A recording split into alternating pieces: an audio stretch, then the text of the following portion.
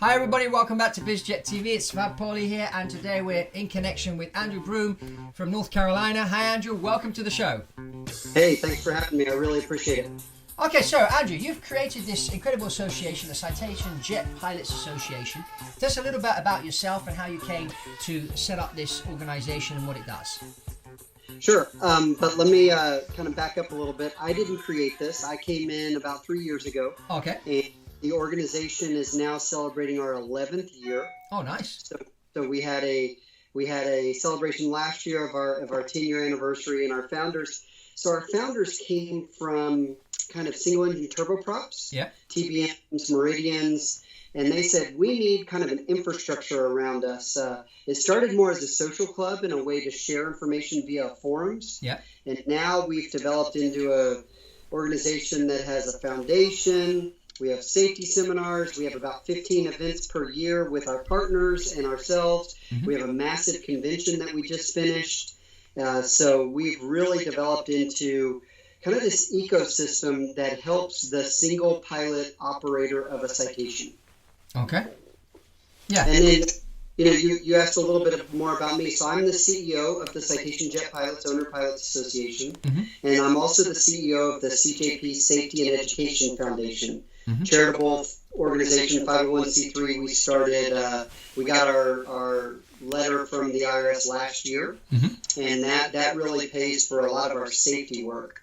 I came from 3 different aircraft manufacturers and 2 different associations, and I'm a pilot myself. Okay, so you fly the Citation yourself? I do not. I live vicariously through my students. Okay. Through my members. Yeah. I was a CFI many years ago and had a medical issue, so I had to hang it up. But I've been in business aviation my whole career.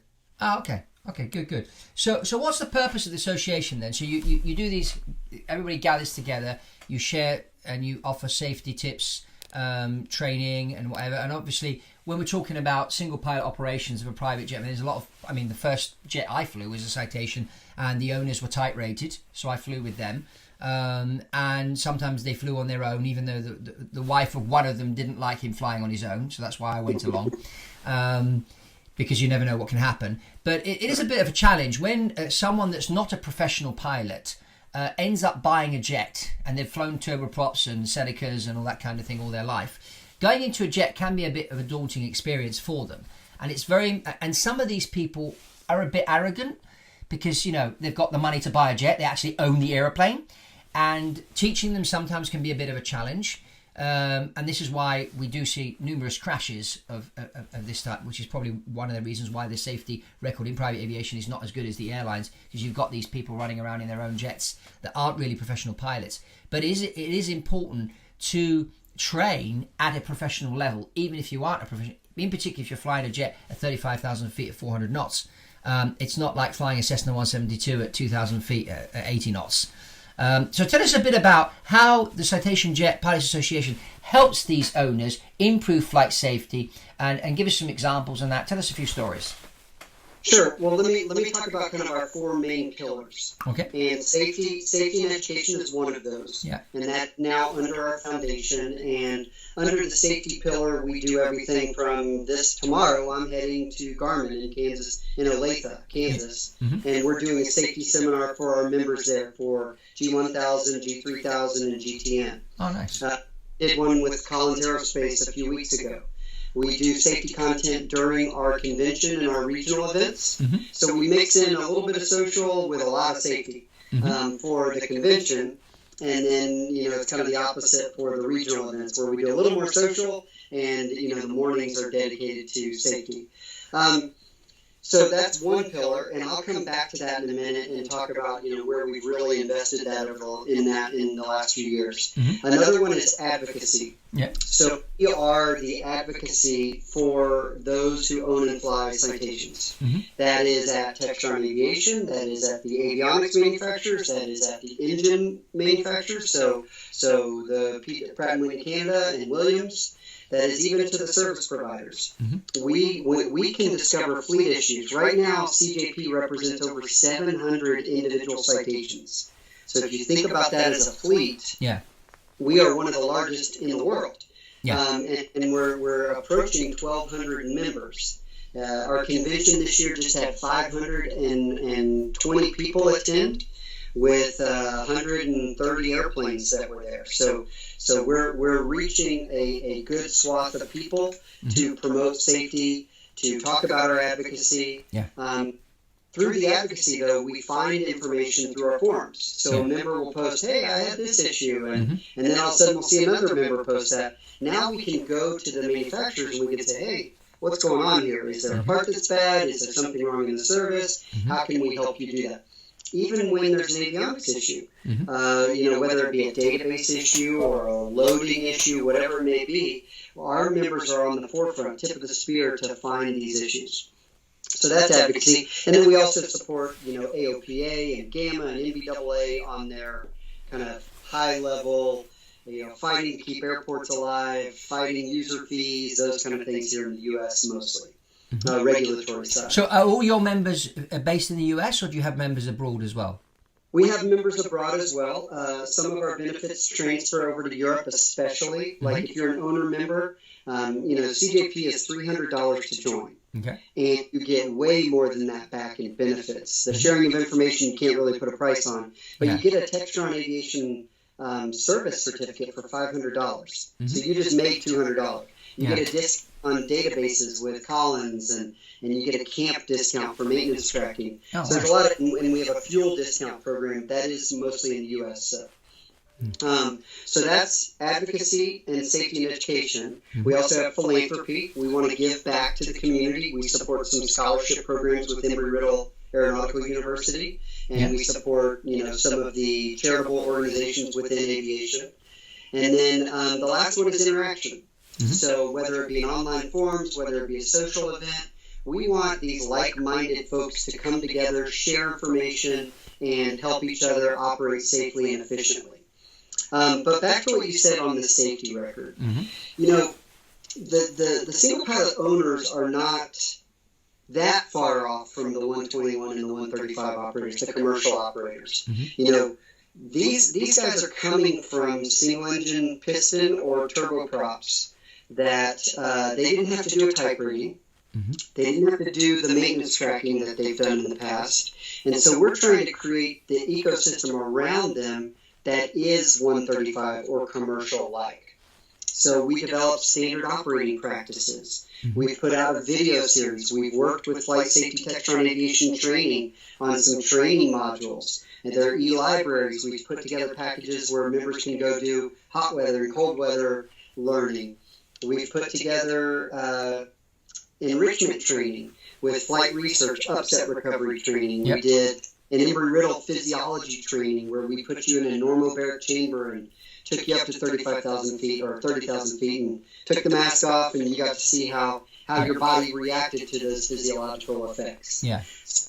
So we're trying to create this system where we're almost airline-like, but for the single pilot operator. Because remember, that person who is flying a Mustang or a CJ, they're their own chief pilot, safety officer, chief financial officer, all of the above, and they don't have that infrastructure around them, so we're trying to create as much of that as possible. Yeah, that's really, really good what you're doing, which is why I decided to have you on the show. When I saw what you were doing as an association and the benefits you're giving the members, giving them this education, which is so important, and also creating a community at the same time, a tribe, let's call it, the Citation Jet Pilot tribe. And obviously today with the internet and social media and that, it's a lot easier to group these people together. Conversations can continue on WhatsApp and other mediums of technology that we have today, and share each other's experiences. I mean, in the airlines, when I was flying the Boeing 737, with one of the airlines here in Europe, we were continuously talking to Boeing. Boeing were feeding us information on different accidents and incidents, and then the training department would develop simulator sessions based around those incidents and accidents that happened, so that we could train to prevent those things from happening. But that's an airline environment, which, as you said, as a private jet owner, you don't have, unless you're part of a big flight department. The business guy that goes out and buys a CJ2 for business and flies himself, he's not going to have all that. But you guys have created that, which I think is great. Well, and you brought up a great point. with Boeing, you have a FOQA program, right? Where you go into training, you see issues out in the field, those get implemented into training, and you have a continuous loop, right? Yeah. We announced something last year called the Gold Standard Safety Award. And we thought we'd be successful with, 15, 20 people in the first year, and we had 43. And then this year, is our second year, we had 62 people. Oh, nice. What these 62 people did and proved to us, they did 2 recurrents per year. Okay. Now, they're only required by law to do 1. Yeah. And they did some sort of enrichment training. Okay. They committed to our standard operating procedures, or practices, I mean. Yeah. And so we have this group of 62 people who have said, we are going to commit to training and professionalism. Now, we have a guy named Charlie Precourt. He used to be head of astronauts for NASA. He's an F-15 test pilot, was on the shuttle 4 times. He knows a thing or two about safety. Of course. And he is the chairman of our safety committee. And so we created this safety committee a few years back and have really developed it into making a huge difference within our community. Interesting. But one of the other things I want to point out, we just came off of our convention. Yeah. Tell us a bit about the convention and what the convention does. Yeah.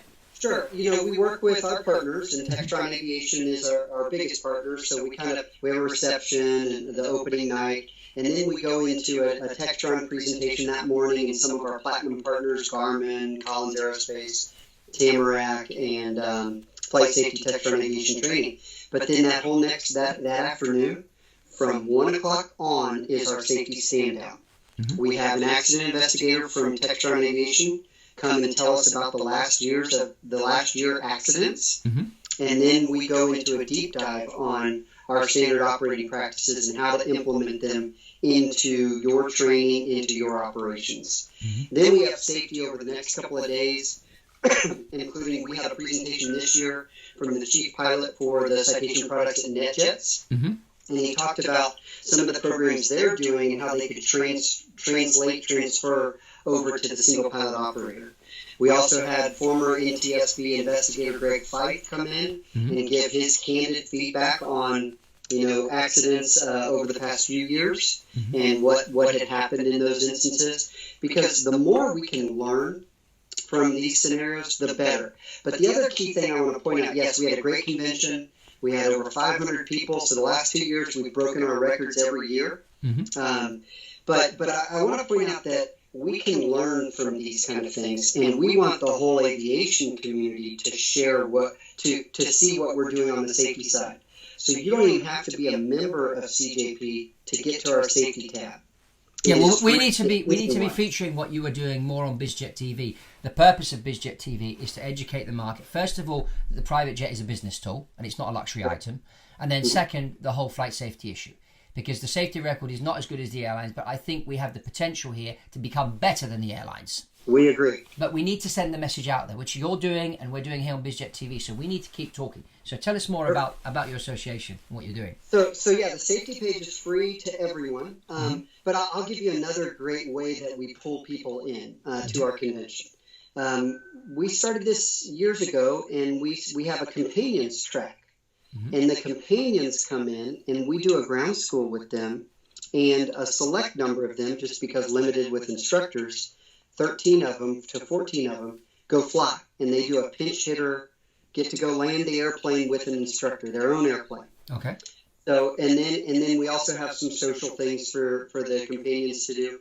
A few years ago, we were 60, 70, we kind of topped out at 80 companions. This year we had 121. Yeah, but you see, the thing you're doing, Andrew, with the gold standard thing that you've set, it's motivating the others to say, oh, I want to be on that stage next year. So I think I'll do the 2 recurrents a year. That's what I say to everybody. So you should be doing 2 recurrents a year, not just 1 simulator session. Or it's like the new company I'm setting up right now. We're going through with the director of flight operations the other day, and we're talking about the training. And I said, yeah, okay, we don't want to train our pilots to do the minimum requirement maneuvers every 6 months. We want to add an extra simulator session, and that simulator session is going to be loft exercises. Line-oriented flight training. So we'll take scenarios, we'll run them on the airports where we usually go into, and we'll show the pilots what happened before, what they need to do, and they'll do their practice run. And then if this thing does really happen in the air, they have the confidence to deal with it, and they know exactly what to do with it, and they'll keep their passengers safe. And that's so important. I mean, so many companies, they just do the minimum requirement. That's the minimum requirement. But, engine failure on takeoff, how many times has that actually happened and an airplane crashed? Very rarely. Okay, it's a maneuver you need to do, but there's other stuff that keeps happening. If we think of the 737 MAX that crashed, or the two that crashed, and what happened there, I mean, that could have been avoided if certain training had been implemented within the airlines. And so it's so important. So for the private jet operator, or in particular, the single pilot operator who's not a professional pilot, bought the jet for business and is flying around because he enjoys flying, he needs to approach it from a professional standpoint, but he needs an infrastructure, which you guys have created, which is great. That is correct. And you call them Loft. Yeah. At Flight Safety with us, they're called Lost. And I got to remember what the acronym stands for. Yeah. But they have created these scenarios, whether it be circle to land at one of the New York airports, or it's the Cleveland takeoff into the black hole. Yeah. Those are the kind of things we want you to go experience. Well, you just mentioned, Andrew, you mentioned circle to land. That is a very important maneuver to know how to do. I mean, what the airline I used to work for here in England, we used to do that every 6 months. We would practice a circle to land in the simulator. But some of the airports we operated in, I was doing 1 or 2 a week in real life. Sure. So, and they're not easy, especially when it's bad weather. You need to practice. First, you need to know how to do it. You need to have a methodology, and then you need to practice. Sure. And check out on our website, citationjetpilots.com/safety. Mm-hmm. You will see we put up a video series called What Good Looks Like. And it shows one of our members, David Miller, one of our former chairman and chairman of the safety committee or safety foundation, mm-hmm. who goes in and shows what what bad looks like. Okay. And then you have a guy named Neil Singer, who's one of our safety consultants, come in and show how you should do it. Mm-hmm. And all these folks, they get distracted. There's all sorts of things, right? The Swiss cheese model where all the holes line. Yep, exactly. And what we want to do is just jog their brain a little bit and say, okay, I want to take out that one slice right there, and then it doesn't all turn bad, right? Yeah. But yeah, we've benchmarked things like NetJets and American Airlines and others because we're trying to do best practices aligned with safety. Now, we have recently, and I've talked about this in a number of episodes here on Biz Jet TV and other guests, we've talked about this subject. We've seen a series of accidents in the month of August, one behind the other nearly every week. Right. Why do you think this is happening? I don't know. We've seen a lot of runway excursions, runway overruns. Yeah. And so one of the big pushes that we have had is runway performance data. Make sure you do that before you take off. Yes. And check out the different things that can happen, whether it be a wet runway, contaminated runway, tailwind, et cetera, et cetera. And so, we wanted this to be the year to end the runway excursion. Unfortunately, we've had a slew of those lately. Yeah. Now, some of them have been mechanical issues. Yeah. Some of them have been on landing, where pilots have come in too hot and too high and dive down. That's why I talk about stabilization height. Which I don't know if you've covered that in the things you're teaching the Citation jet pilots. But stabilization height, 1,000 feet. If you're not completely stabilized, checklist out the way and everything, you go around. Simple as that. And there's nothing bad about going around or doing a missed approach, however you want to call it. And that is something I've drummed in. We've done about 2 or 3 different episodes about that here on Biz Jet TV. Sure. Even looking at an accident we did last week. We looked at an accident and we showed that how the pilot could have avoided the accident if he'd gone around, instead of trying to fight the airplane to the ground. Right. Well, we just had an example here, not far from me here in North Carolina, in Tennessee, with a celebrity on board. And it was a crewed airplane. Yeah. So there are scenarios where stabilized approach is huge. So what we are looking at, and Charlie as our chairman of our safety committee, we're trying to figure out ways that we can get data from the airplane to show you how you did on approach. Okay.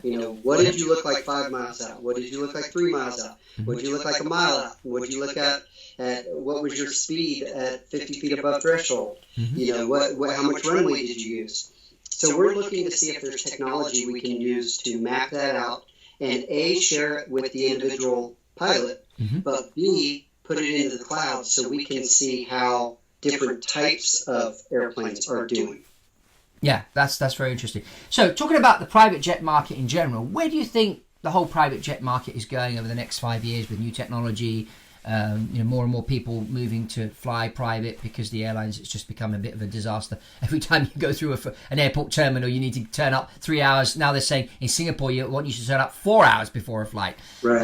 And this is just driving more and more people to look at private. Where do you think all this is going?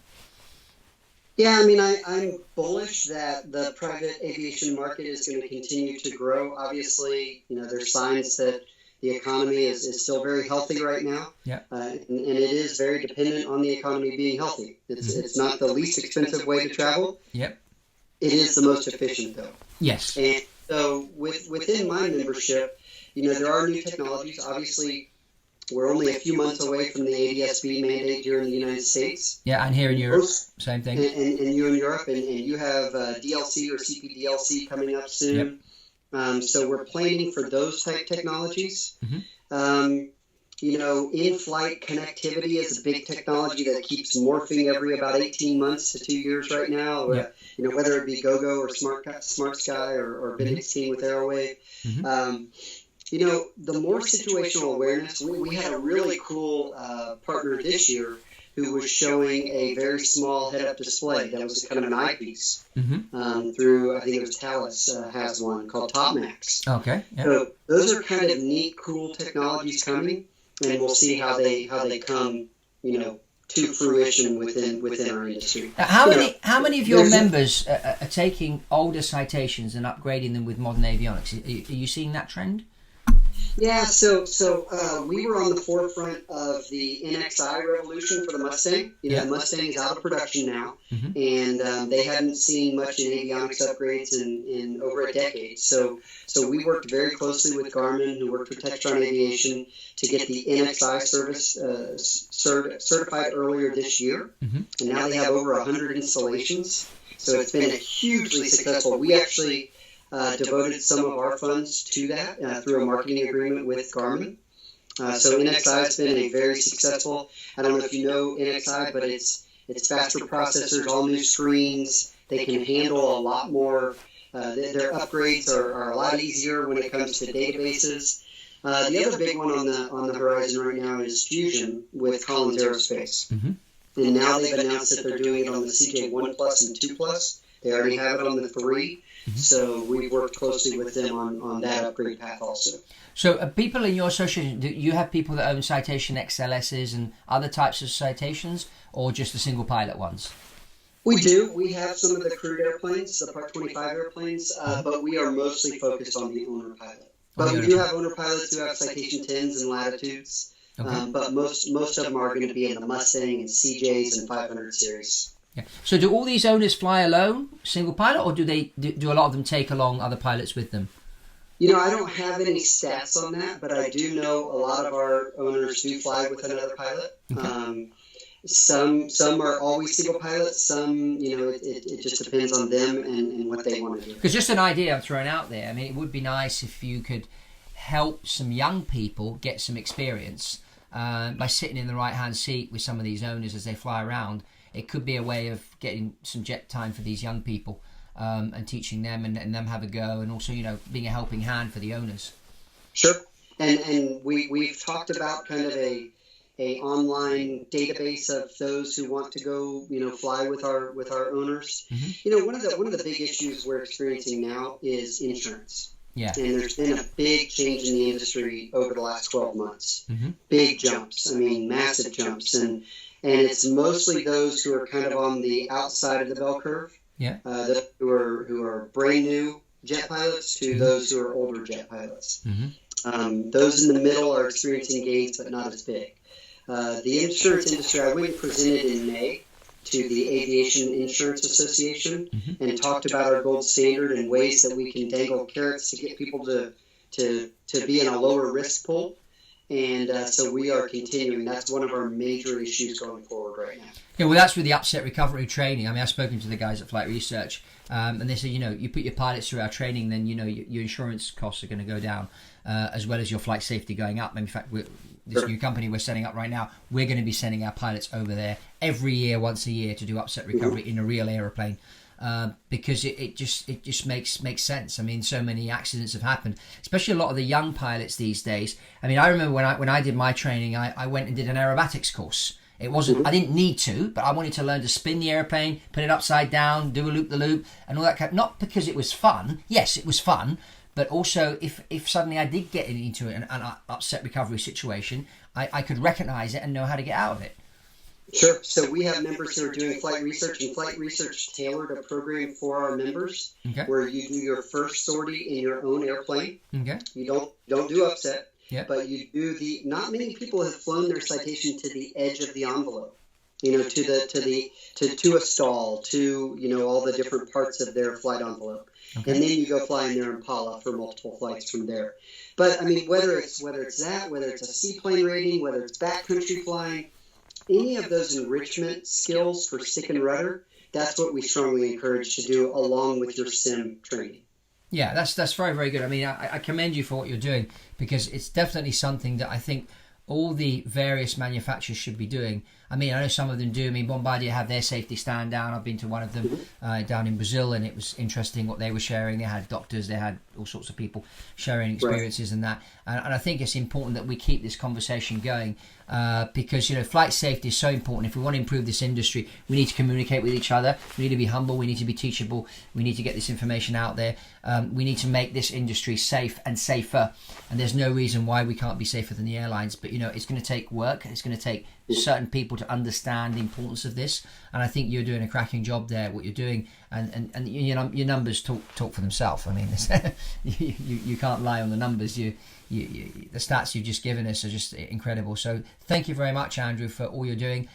Let's have you again on the show, and maybe some of the other people that you're working with.